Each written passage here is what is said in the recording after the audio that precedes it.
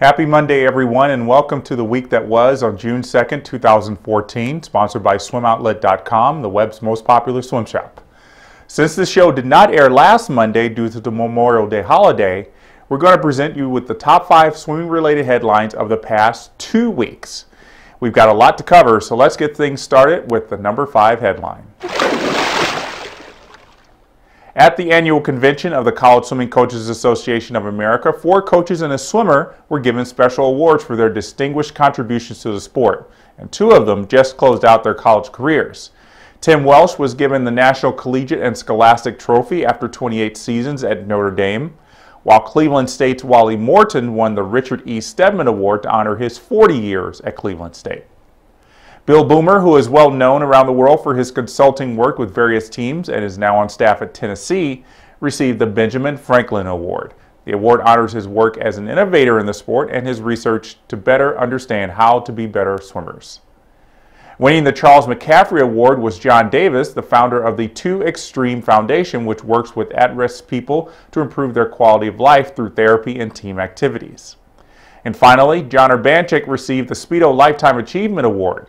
Though he's retired more than once, Urbanchik is still coaching, and this award honors his life's work in helping athletes from all over the world be their best. Our congratulations goes out to all the award recipients. Our number 4 headline is good news for Olympians living in California, like Nathan Adrian. A bill is working its way through the state government to give state tax breaks to athletes that win money at the Olympics for getting medals. The bill supporters say it's a way of giving back to the athletes who work so hard to achieve their dream, while those opposed to it say other hardworking people deserve tax breaks just as much. If the bill passes, it would be retroactive to January 1st of this year, but could give people like Adrian or even Missy Franklin, if she declares herself a California resident by 2016, more reasons to love the Golden State. Moving on to the number 3 headline, and it's news that is spreading across the world today. Vitaly Mutko, the Russian sports minister, told the Associated Press that he fears the Russian Swimming Federation could be suspended from international competition if the current wave of doping violations continues. With Yulia Efimov's high-profile 16-month suspicion taking headlines, Mutko believes 1 or 2 more doping violations could be the last straw in FINA's eyes. Mutko did not say if Russian Swimming Federation was given any kind of warning from FINA, and we must note that such a suspension would be unprecedented. Even the Chinese, after being revealed in a doping scandal in the mid-1990s, were not suspended from international competition, nor were the Germans in the aftermath of systematic doping during the Cold War. It would definitely send a message not just to Russia if they were suspended, but to just about every major swimming nation. Our number 2 headline concerns the revelation that Ryan Lochte's knee injury is much worse than we thought. Though Lochte didn't detail the specific reason why his knee kept him out of the Arena Grand Prix in Charlotte a couple weeks ago when he talked to the media there, we learned the exact reason why a week later.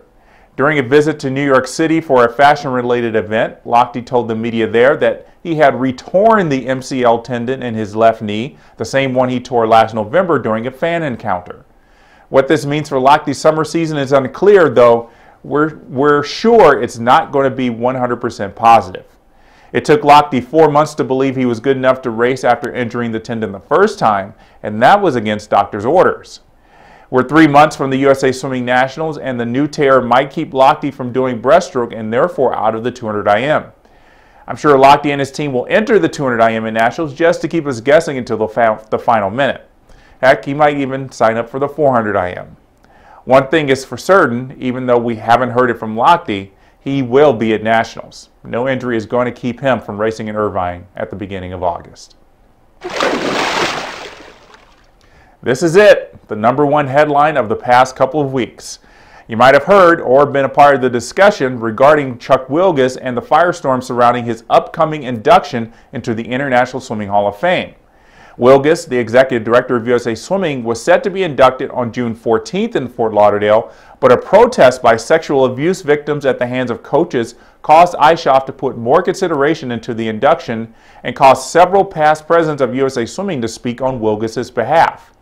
The sexual abuse victims claim that Wilgus played a part in covering up some of the sexual abuse allegations that were brought forward during his time as executive director, and asked iShop to rescind the nomination.